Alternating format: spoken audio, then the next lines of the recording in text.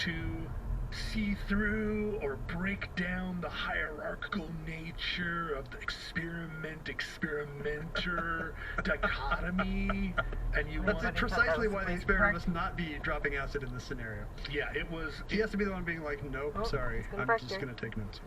Like they took this experiment. So they had their group was called the Harvard Psilocybin Project. And it was within the Harvard Center for... You know, with HPP? You know me.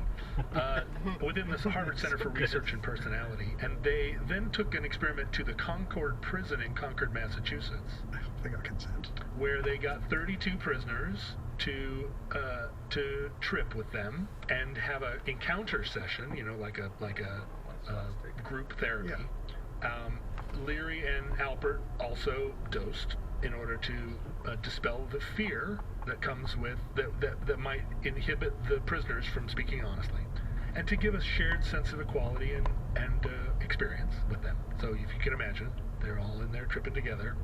The problem they're trying to solve for is recidivism. Right, 64% of people in prison reoffend.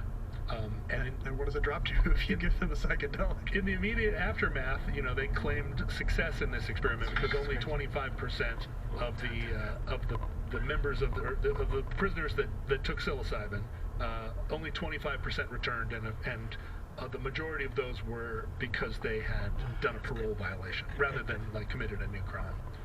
Over time, over the years, I don't think there's any appreciable difference between the ones. It is very hard to do crimes when you're tripping.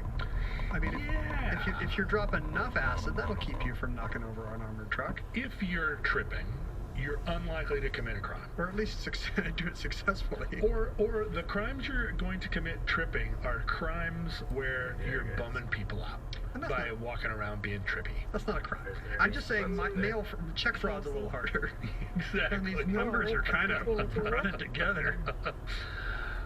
They continued to give LSD to people, and I think were vindicated, or at least validated, by the fact that 95% of the people that participated in these programs, although only 75% of people reported that they had a pleasant experience, 95% said that their lives had been changed for the better. And these weren't just randomly selected people, obviously. I mean, they're doing these experiments in Boston at Harvard. They were, if not cherry-picked, certainly not. And part of what got them in trouble is that they were giving drugs to